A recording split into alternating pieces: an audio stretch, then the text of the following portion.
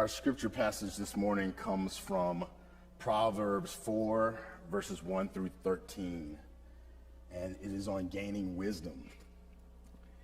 Hear, my children, the instruction of a father, and give attention to know understanding. For I give you good doctrine.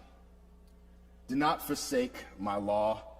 When I was my father's son, tender and the only one in the sight of my mother, he also taught me and said to me, let your heart retain my words. Keep my commands and live. Get wisdom. Get understanding. Do not forget, nor turn away from the words of my mouth. Do not forsake her, and she will preserve you. Love her, and she will keep you. Wisdom is the principal thing, therefore get wisdom. And in all you're getting, get understanding. Exalt her, and she will promote you. She will bring you honor when you embrace her. She will place on your head an ornament of grace. A crown of glory she will deliver to you. Hear, my son, and receive my sayings, and the years of your life will be many. I have taught you in the way of wisdom. I have led you in right paths. When you walk, your steps will not be hindered, and when you run, you will not stumble. Take firm hold of instruction and do not let go. Keep her, for she is your life. Let us pray. Father, Mother, God, who made us one, may your unifying spirit breathe through the words spoken today for the building up and the revelation of your beloved community. In the nature of Christ we pray. Amen. In the past few conversations we've had, my goal has been to encourage us to go deeper into our relationship with God through first acknowledging that being in the image and the likeness of God includes all of the invisible attributes of what makes us us. Secondly, we looked at what it means for us to allow ourselves to be listened into being and to likewise listen others into being. And finally, we talked about living from what I called a spiritocracy, which manifests itself by overcoming evil with the good work of knowing who you are as a child of God, a beloved child of God, and sharing that nature and that knowledge with others by treating them equally as children of God. As many of you know, after the shooting at King Soopers, I felt called to focus the time I have in ministry on cultivating, demonstrating, and extending the invitation to create spaces for being a non-anxious presence. It's my conviction that this is the gift that the church can be to the world that people can't readily find elsewhere. In my study of how to implement this, because it's not the easiest thing in the world, I looked into family systems and whole brain theory quite a bit. For those of you who are unfamiliar with those terms, family systems theory is essentially, as described by Mary Bowen, a theory of human behavior that defines the family unit as a complex social system in which members interact to influence each other's behavior. Family members interconnect, making it appropriate to view the system as a whole rather than as individual elements. And family systems theory is not simply limited to families as we might think of it in the conventional sense, but also to organizations and communities. And whole brain theory, made popular by Ned Herman, basically looks at the different ways people make decisions as thinking preferences. And those preferences are placed in four quadrants: analytical, experimental, practical, and relational. According to the Herman International website, applying whole brain thinking means being able to fully leverage one's own preferences, and mind you, we're looking at them as preferences, stretch to other quadrants when necessary, and then adapt to take advantage of the preferences of those around you to improve performance and results. That means you may have a certain way of seeing things, but you can also lean into other ways of seeing things and also learn from other people who have other points of view so that we can get a more holistic brain or a more holistic expression of thought. So now, I'm aware that these theories themselves may sound a little heady, but I think that most of us will agree that there's a lot of instability in the world right now. And I know for sure that I see it. And when I think of the instability, my mind goes to the first chapter of James, where the author tells us that anyone who lacks wisdom should ask God without being double-minded, because the double mind is unstable in all its ways. And so I think that healing the instability begins with the mind and trying to understand where all this instability got started. So last week, I began the sermon with the last line of a poem I had written called God's Plan that I wrote back in 2002. That line that I shared was, "The world was already perfect before I struggled to make it so." And I ended the sermon by sharing the first line, which was, "It started in the beginning and it ended in the beginning." And I invited you to consider the possibility that as citizens of the spiritocracy, our work here is to make contact with the beginning, the world that was already perfect before our struggle to make it so, and live that beginning into the present moment with God and the rest of creation.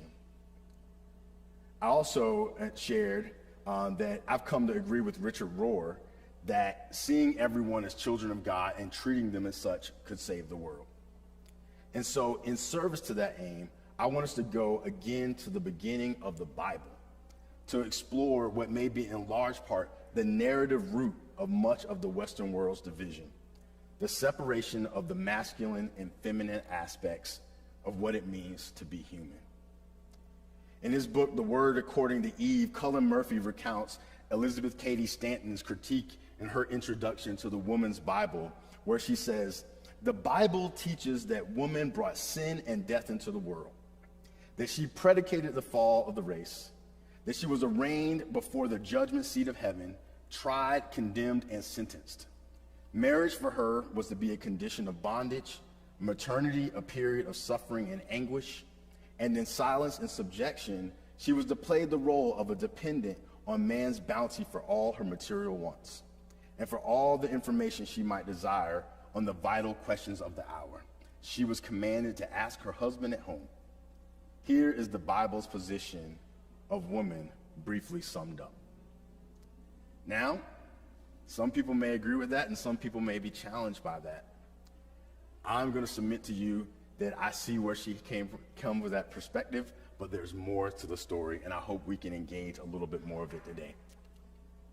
Now, in planning this, I wondered if I was qualified as a man to get up here and say some of these things.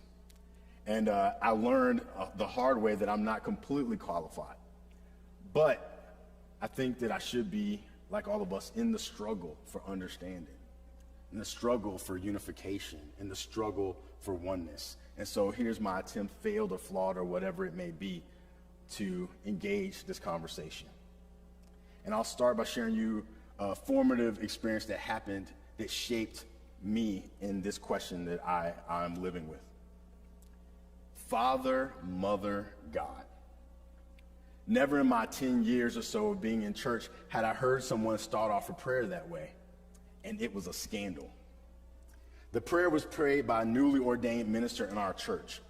He was not a member of the staff, but rather a member of the congregation who had been nurtured in our church and would soon be leaving to serve a nearby congregation. And here he was, blaspheming by the suggestion that there was a feminine aspect to the divine. When I heard the words come out of his mouth, I was instantly intrigued. In fact, I didn't hear anything else he said, and I don't think anyone else did either. The collective gasp was too distracting. You'd have thought he said something really crazy, like the white Jesus on our fans wasn't what Jesus actually looked like, or that Jesus didn't speak with a British accent. But he didn't go that far. That was something that I would say a little further in the future. No, all he had done was suggest that there was a mothering dimension to the Creator. And with one word, he lost most of the congregation. Later that evening, when my family was talking about his betrayal, I spoke up and asked what the big deal was. And I was only to be told that I just didn't get how disrespectful he had been. And I didn't. What's wrong with saying Mother God? I asked innocently. My grandmother tried to explain it to me, but it didn't make sense to me. And I think if she really thought about it, she would have realized that what she was trying to say didn't make sense to her either. Unfortunately, I hadn't learned the term internalized oppression yet. Had I known it, I would have told her that that's what I thought she must have been going through for a woman to be so upset that a man called God a mother. If I were her, I thought, I would have been grateful to him for being that bold to say something so clearly controversial. After all, having grown up in our church, he must have known that him saying Mother God would have caused people to react negatively. But then again, maybe he didn't. One of our church's favorite songs to sing was called I Thank You, Jesus by Kenneth Morris. I love that song for a lot of reasons, most especially for the gratitude it invoked. But until the young minister said, Father, Mother, God, I never realized that one of the things I enjoyed most about the song was its lyrical and spiritual harmony. Because in the second verse of the song, Morris used the words, you've been my mother, you've been my father, you've been my sister, my brother too. Yes, you brought me, yes, you brought me, yes, you brought me a mighty long way. He used mother and sister to describe the many ways that Jesus had been there for him on his long spiritual journey. We sang it all the time. So how is it that we can sing about Jesus serving as mother and sister so frequently and yet be aghast? And I never use the word aghast, that this minister dared to call God a mother. But everyone who I heard talk about it, both men and women, thought that it was wrong. But most especially the women, who made up the majority of the membership of our congregation. Like most congregations around the world. Take a look around today and see. And yet they were horrified that he would suggest such a thing. Some people went so far to suggest that the only reason he would say such a thing was if his own identity was in question. Because as they saw it, a real man would know better. As an impressionable young man, I could have easily taken this as a warning to never suggest that such an apparent heresy, that there was a feminine aspect to the invisible attributes of the divine that Paul said could be clearly seen by all things created. But wait a minute, didn't we take the Bible literally? So if so, wouldn't that mean that since there were clearly what we call feminine attributes throughout creation, that the feminine must be part and parcel of the eternal Godhead? And if this were the case, then why was it wrong for the minister to say, Father, Mother, God? Can someone please make this make sense to me? I want to believe. I want to do the right thing. I want to please God. And if this is how it's supposed to be, I thought, then I'm willing to learn. I want to love God and neighbor as self. So why is it that out of this love, I feel angry that we who are judging a person who we just approved for ordination a few weeks ago for addressing God as mother, and we're the same people who tell my mother that she's not allowed to preach as a woman? Is my anger misplaced? Are we not blessing and cursing at the same time? Am I not doing the same thing in questioning you, my elders, even if it's only a conversation in my head?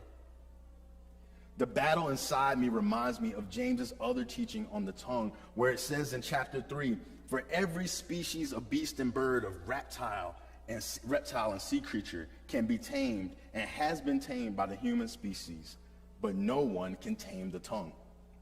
A restless evil full of deadly poison. With it we bless our Creator, and with it we curse those who are made in the likeness of God. From the same mouth come blessing and cursing.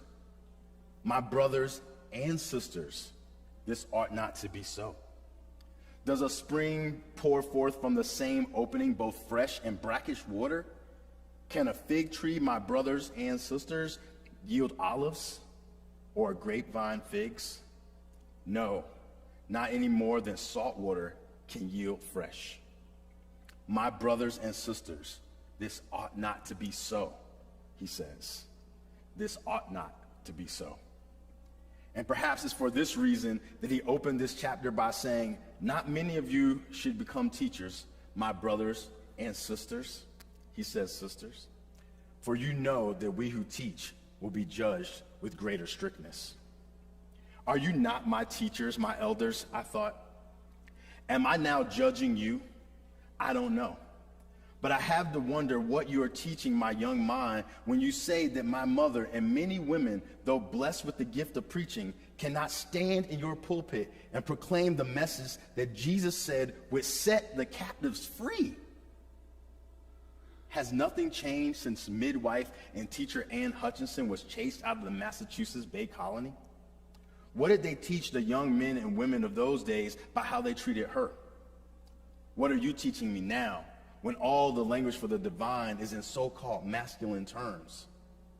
What are you teaching me and other young people with a blonde-haired, blue-eyed Jesus while telling me he was a Palestinian Jew? Does a spring pour forth from the same opening both fresh and brackish water? Can a fig tree, my brothers and sisters, yield olives or a grapevine figs? No more than salt water can yield fresh. My brothers and sisters, this ought not to be so. Forgive me, God and neighbor, if I'm speaking out of turn. I'm a young man and my years are not full of wisdom, but my mind is full of questions. I am just a child. If there's wisdom in this notion that we are evicting half of humanity from being fully present in the divine image, then make it plain. I know that you may say that it's the order of things, but my unlearned mind cannot help but inquire. If you are so offended at the thought that the feminine is a co-equal aspect of the divine, how then can you, out of the same mouth, tell someone who you want to make a Christian, who embodies the energy of the feminine, that God wants to make God's home in their heart? What I hear you saying is that somehow the feminine is not good enough to dwell in God, and yet God sees fit to dwell in the feminine. I do not understand. Again, does a spring pour forth from the same opening both fresh and brackish water? Can a fig tree, my brothers and sisters, yield olives or a grapevine figs? No more than salt water can yield fresh. My brothers and sisters, this ought not to be so. If I'm missing the mark, then please correct my aim, because as the scriptures teach, I want to attain wisdom. I am looking to you for wisdom. But in hearing you, I feel like Elihu, talking to Job and his friends when he said in frustration, I am young in years and you are old. That is why I was fearful, not daring to tell you what I know. I thought age should speak, advanced years should teach wisdom, but it is the spirit in a person and the breath of the Almighty that gives them understanding. It is not only the old who are wise, not only the aged who understand what is right. Therefore I say, listen to me. I too will tell you what I know. And this is what I know. The feminine was here in the beginning with every other invisible attribute of the Creator. In Proverbs 8:22, it says that wisdom was with God in the beginning before any created thing took form, even the first dust of the earth. And the name for wisdom was Sophia, or the feminine personification of the divine, which in the early Christian church was synonymous with the Word of God, as Jesus Christ was referred to, as well as the Holy Spirit. The feminine presence there from the beginning. Now tell me again why it was such a big deal that the minister said, Father, Mother, God. As a preteen, that question was never answered to my satisfaction. And so I surrendered it to my sense of wonder, living with the question and allowing it to do its work in my life, as it continues to do. But now I submit the question to you, a progressive Christian church in the United Church of Christ. Now, before we go too far, let me just say that as a church that has covenanted to use gender-inclusive language, I have no doubt that we would have no problem with someone saying Father, Mother, God in prayer. I don't feel like I was taking a risk in beginning my prayer that way as I opened the sermon. So when I ask that question of us, it's not about whether we can accept the words Father, Mother, God when we hear it on the outside, but more about whether we've made room for the mothering aspect of God on the inside. And that's what I'm inviting us to get curious about today. In her Bold Cafe article, God as Mother, Michelle Terry asks, what if we thought our relationship with God was less about getting the answers right and more about being like a newborn? Do you know what the newborns I have cared for love most in life, she asks? They love being snuggled and drinking from some of Mama's milk. My infant does not know my birthday, my favorite color, or my interest, but he knows my scent, my voice, even my heartbeat. He trusts me absolutely. What if we imagine our life with God as a time to get close and receive life-giving nourishment? What if we trusted God as an infant trusts her mama? Can you imagine God's work in the world as a woman in labor? Labor is painful, but it's also beautiful and miraculous.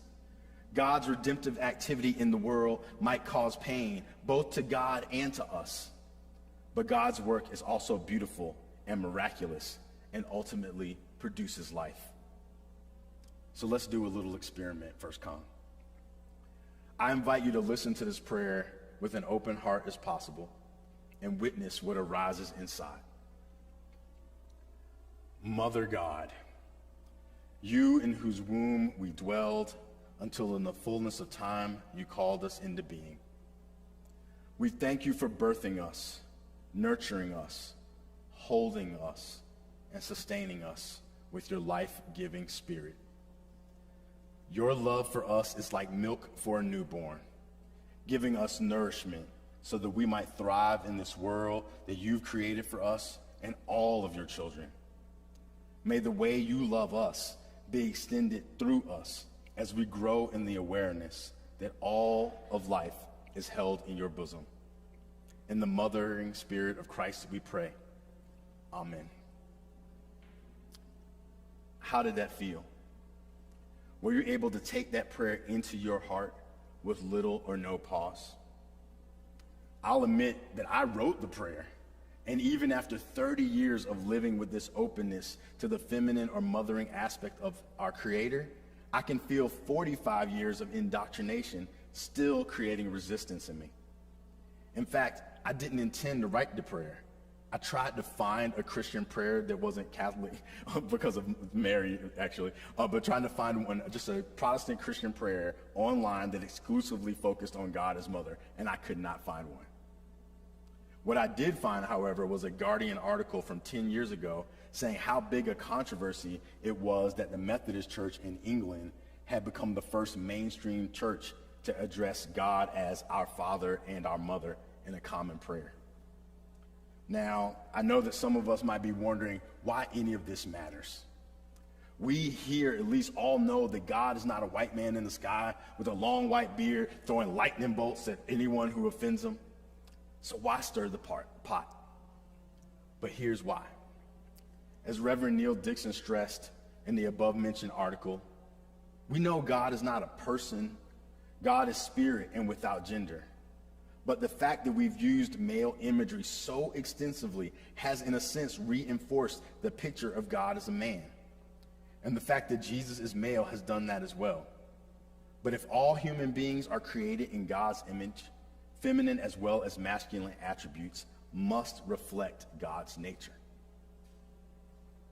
And so, in our effort to live this life, this whole life, that expresses all the attributes of God, I invite us to examine this and to examine life in general. Because life is more than just what you do every day. It's more than your body moving about and your heart pumping. In fact, the Bible talks about 3 different types of life, even though the word life is used 3 times, used all the time. They use different words. One of them is bios, which is the life that animates our body.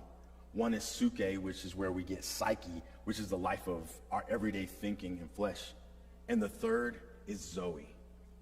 So we know that Sophia, wisdom, was with God in the beginning, feminine. And so is Zoe, the third type of life. This is the life that Jesus offered his disciples and consequently us. It's the word that is used for eternal life, and is the word that describes a feminine attribute of the divine. It's used 125 times more than the word bios in the Bible. And in fact, in the Greek translation of the Bible, Eve from the beginning is named Zoe. And because I can't seem to go a sermon lately without quoting C.S. Lewis, in Mere Christianity, he said, the spiritual life which is in God from all eternity, which made the whole natural universe, is Zoe, feminine. Bios has, to be sure, a certain shadowy or symbolic resemblance to Zoe, but only the sort of resemblance there is between a photo and a place, or a statue and a human. A human who is changed from having bios to having Zoe would have gone through as big a change as a statue which changed from being carved stone to being a real human. Sisters, brothers, and friends, we have been called to be real humans living a real life that is not divorced from the oneness of our Creator, in whom all beautiful aspects dwell, and none outshines the other, but all find a home. In short, we have been called to wholeness. But we cannot live in wholeness and not acknowledge that we treat the world the way we treat the feminine. We call our home Mother Earth, and look at how we treat her. We say that women are treated equally, but look at pay disparities, or worse yet, trafficking of young women around the world. And if a woman succeeds navigating the social minefield, or a person with feminine energy struggles in this space, and they become successful according to the world standards in some of these few progressive countries where that might be possible, they are tokenized as a proof of progress. And as John Gray said, they're told that a wealthy woman can only get sympathy from a wealthy psychiatrist. These things ought not to be. And as a father of daughters, a son to a mother, and friends, I say this ought not to be. Not in my heart and not anywhere else. Julian of Norwich said, a mother is the most intimate, willing, and dependable of all services because it is the truest of all. None has ever been able to fulfill it properly but Christ. Teresa of Avila said, Christ has no body now on earth but ours. So as followers of this Christ, let us all seek to integrate all that is motherly so that we might fully express the attributes of the invisible and yet fully present God. Because we have no excuse. With my daughters, every day I look at them and I know that I have to keep doing the work to be more fully present, to be a more wholly integrated being. And I am so grateful that they have these opportunities, both of our daughters, to see women in the world shining their light. And I hope that the kids, the other children in this community have that same opportunity. They feel that same opportunity. And not just here, but all across this world. I think that that's good news. I think about some of the women in our community, like Joyce Libra, who's 95 years old and receiving an award from the Empire of Japan on September. She's among us. Can we not learn from that? Or Shirley Whiteley, who saw bombs dropping at Pearl Harbor and can live to tell the tale and is still here among us. Can we not learn from that spirit? Or Jeanette Ford, who wrote the Archivist Bible. Just in this one place, and so many of you, musicians and artists and creators. Won't the world be so much more beneficial if you can shine your light?